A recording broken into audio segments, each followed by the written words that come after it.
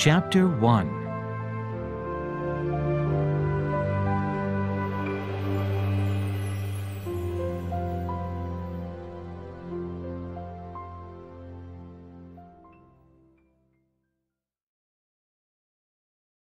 An oracle concerning Nineveh, the book of the vision of Nahum the Elkoshite.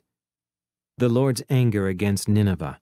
The Lord is a jealous and avenging God. The Lord takes vengeance and is filled with wrath. The Lord takes vengeance on his foes and maintains his wrath against his enemies. The Lord is slow to anger and great in power. The Lord will not leave the guilty unpunished. His way is in the whirlwind and the storm, and clouds are the dust of his feet. He rebukes the sea and dries it up. He makes all the rivers run dry. Bashan and Carmel wither, and the blossoms of Lebanon fade. The mountains quake before him, and the hills melt away. The earth trembles at his presence, the world and all who live in it. Who can withstand his indignation? Who can endure his fierce anger? His wrath is poured out like fire. The rocks are shattered before him. The Lord is good, a refuge in times of trouble. He cares for those who trust in him, but with an overwhelming flood he will make an end of Nineveh. He will pursue his foes into darkness. Whatever they plot against the Lord, he will bring to an end. Trouble will not come a second time. They will be entangled among thorns and drunk from their wine. They will be consumed like dry stubble. From you, O Nineveh, has one come forth, who plots evil against the Lord and counsels wickedness.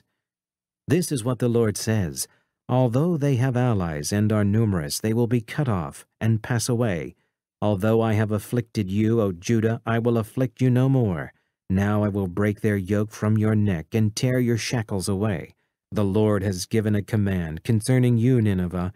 You will have no descendants to bear your name. I will destroy the carved images and cast idols that are in the temples of your gods. I will prepare your grave, for you are vile. Look, there on the mountains, the feet of one who brings good news, who proclaims peace. Celebrate your festivals, O Judah, and fulfill your vows. No more will the wicked invade you. They will be completely destroyed.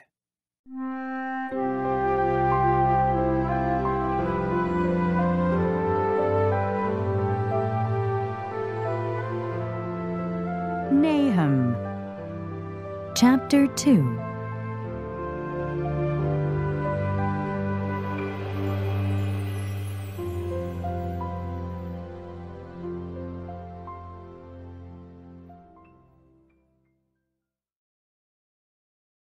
Nineveh to fall. An attacker advances against you, Nineveh. Guard the fortress, watch the road, brace yourselves, marshal all your strength. The Lord will restore the splendor of Jacob like the splendor of Israel, though destroyers have laid them waste and have ruined their vines. The shields of his soldiers are red, the warriors are clad in scarlet, the metal on the chariots flashes on the day they are made ready. The spears of pine are brandished. The chariots storm through the streets, rushing back and forth through the squares. They look like flaming torches. They dart about like lightning. He summons his picked troops, yet they stumble on their way. They dash to the city wall. The protective shield is put in place. The river gates are thrown open, and the palace collapses. It is decreed that the city be exiled and carried away. Its slave girls moan like doves and beat upon their breasts. Nineveh is like a pool, and its water is draining away. Stop, stop, they cry, but no one turns back. Plunder the silver, plunder the gold. The supply is endless, the wealth from all its treasures. She is pillaged, plundered, stripped. Hearts melt, knees give way, bodies tremble, every face grows pale.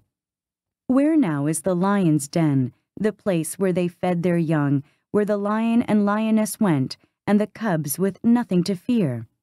The lion killed enough for his cubs and strangled the prey for his mate, filling his lairs with the kill and his dens with the prey.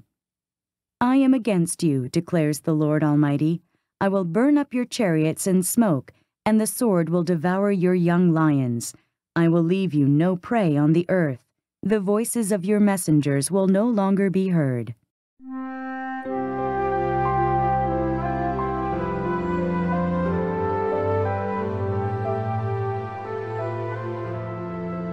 Nahum Chapter 3.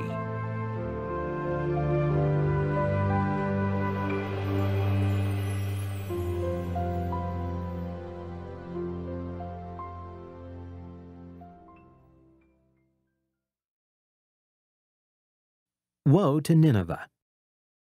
Woe to the city of blood, full of lies, full of plunder, never without victims, the crack of whips, the clatter of wheels, galloping horses and jolting chariots, charging cavalry, flashing swords, and glittering spears, many casualties, piles of dead, bodies without number, people stumbling over the corpses, all because of the wanton lust of a harlot, alluring the mistress of sorceries who enslaved nations by her prostitution and peoples by her witchcraft.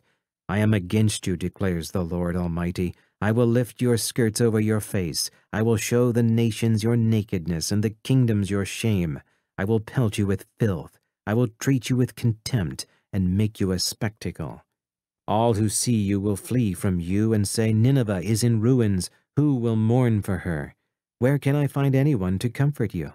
Are you better than Thebes, situated on the Nile, with water around her? The river was her defense, the waters her wall. Cush and Egypt were her boundless strength. Put and Libya were among her allies, yet she was taken captive and went into exile. Her infants were dashed to pieces at the head of every street. Lots were cast for her nobles, and all her great men were put in chains. You too will become drunk. You will go into hiding and seek refuge from the enemy. All your fortresses are like fig trees with their first ripe fruit. When they are shaken, the figs fall into the mouth of the eater. Look at your troops. They are all women. The gates of your land are wide open to your enemies. Fire has consumed their bars. Draw water for the siege. Strengthen your defenses. Work the clay. Tread the mortar. Repair the brickwork. There the fire will devour you. The sword will cut you down, and like grasshoppers consume you. Multiply like grasshoppers. Multiply like locusts. You have increased the number of your merchants till they are more than the stars of the sky. But like locusts they strip the land and then fly away. Your guards are like locusts, your officials like swarms of locusts that settle in the walls on a cold day. But when the sun appears, they fly away, and no one knows where.